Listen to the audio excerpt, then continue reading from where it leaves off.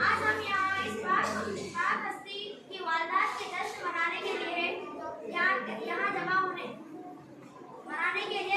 रही है, जिनकी बदौलत इंसानियत की रोशनी और हिदायत का फरमान उठा।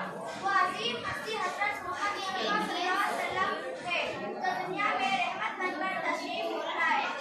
इस मिलाद नबी हमें न सिर्फ उनकी हयात मुबारक याद करने का मौका फराहम करती है, बल्कि इनकी सीरत मुबारक पर अमल करने की दावत भी देती है। हर इब्तिदा से पहले, हर इंतहा के बाद साथ नबी बुलंद है, साथ खुदा के बाद दुनिया में एहतराम के काबिल है। जितने लोग मैं सबको मानता हूँ, मगर मुस्तफा के बाद सल्ले वफार। 12 रबीउल अव्वल के दिन जब बीबी आमिना के मुबारक के घर में वालदात बादशाह रसूल मुस्तफा सल्लल्लाहु अलैहि वसल्लम हुई, तो हर तरफ नूर ही नूर फैल गया था।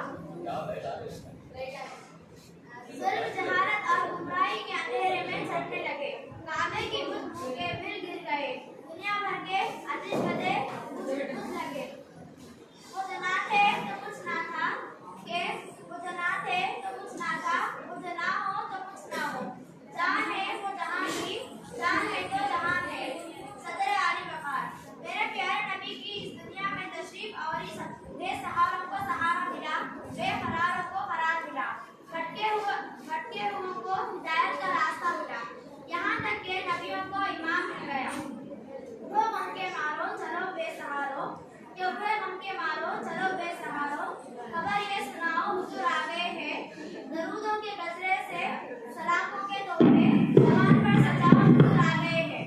जनाबे वाला अल्लाह रब्बुल इज्जत ने कुरान मजीद में मेरे और आपके प्यारे महबूब मोहम्मद मुस्तफा सल्लल्लाहु अलैहि वसल्लम का जिक्र 1400 आयत में नाज़िल फरमाया।